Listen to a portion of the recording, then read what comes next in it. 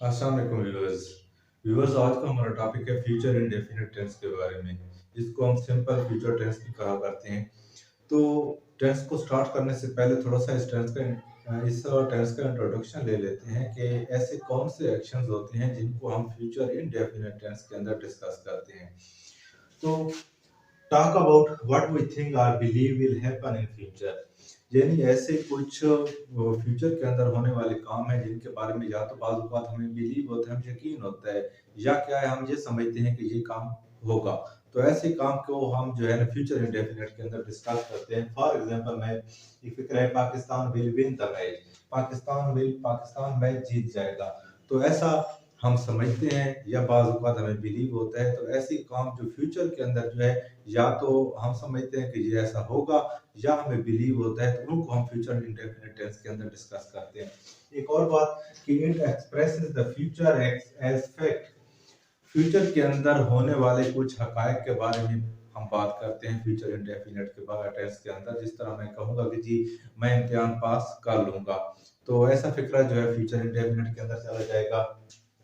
एक और बात, decided to do something at the time of speaking, यानी जब आप एक बात का जिक्र कर रहे होते हैं, एक एक्शन का जिक्र कर रहे होते हैं, तो उस एक्शन के बारे में इन फ्यूचर में आप पहले से डिसाइड कर लेते हैं। तो ऐसे सेंटेंसेस जो होते हैं फ्यूचर इंडेफिनिट के अंदर लिखे जाते हैं, जैसे I will take an umbrella.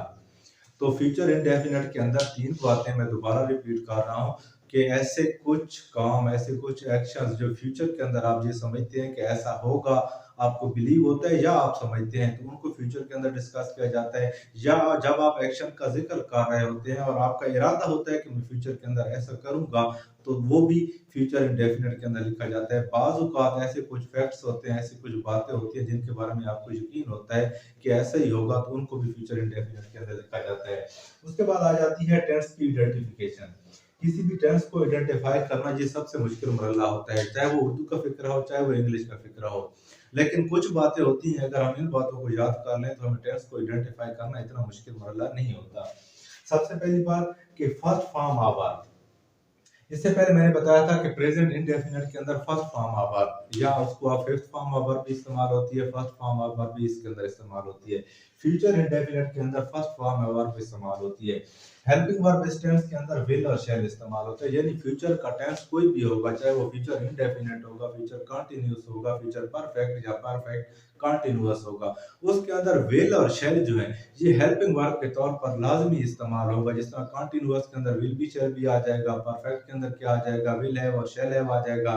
Perfect continuous के अंदर जब आप जाएंगे तो will have been shall have been आ जाएगा। यानी विल और शैल जो है ये हर परफेक्ट टेंस के अंदर एज हेल्पिंग वर्ब इस्तेमाल होंगे।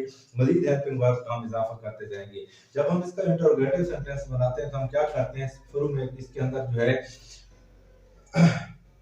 हेल्पिंग वर्ब हम लगाते हैं, इंटरोगेटिव सेंटेंस विल या शैल यहाँ पर आ जाएगा। उसके बाद हम सब्जेक्ट लिखते हैं, उसके बाद मेन वर्ब होते हैं, एक्शन वर्ब, और एंड पर जो है हम ऑब्जेक्ट लिखते हैं।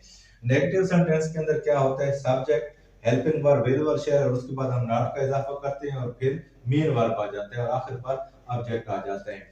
इसके बाद है इस सेंटेंस की उर्दू के अंदर आइडेंटिफिकेशन। उर्दू के फिक्रे के जो आखिरी दो अल्फाज होते हैं वो किसी भी टेंस की पहचान होते हैं। लेकिन आखिरी दो अल्फाज पर जाने की बजाय मैं कहूंगा कि जो आखिरी लफ्ज होता है वो एक टेंस की पहचान होता है। आखिरी लफ्ज जिस तरह है या हूं है। मैंने इससे पहले एक लेक्चर अपलोड किया था कि आप प्रेजेंट टेंस की पहचान करना चाहते हैं तो आखिरी लफ्ज को देखें कि आखिरी लफ्ज कौन सा है उर्दू के फिक्रे का, है या हूं है, तो वो फिक्रा प्रेजेंट में चला जाता है। अब था थी थे आ जाता है तो वो पास्ट में चला जाता है। इसी तरह फ्यूचर का जो आखिरी फिक्रे का लफ्ज होता है वो गा गी या गे होता है। जब भी किसी फिक्रे के एंड पर जो है गा गी या गे आ जाएगा तो वो फिक्रा फ्यूचर टेंस का होगा। और उर्दू फ्यूचर इंडेफिनिट के अंदर सिर्फ आखिर पर जो है गा गी या गे आएगा। जिस तरह वो मैच खेलेगा, एंड पर सिर्फ जो है वो स्कूल आएंगे, एंड पर सिर्फ गे पढ़िए आ रही है। तो जब भी उर्दू सेंटेंस के आखिर में गा या गी या गे के अल्फाज आ जाते हैं तो वो फिक्रा फ्यूचर इंडेफिनिट टेंस के अंदर चला जाता है। आई होप मेरे आज के लेक्चर की आपको समझ आ गई होगी। अगर मेरी वीडियो आपको पसंद आ गई है तो चैनल को सब्सक्राइब भी कर लीजिएगा और वीडियो को लाइक भी जरूर कर दीजिएगा। अल्लाह हाफिज।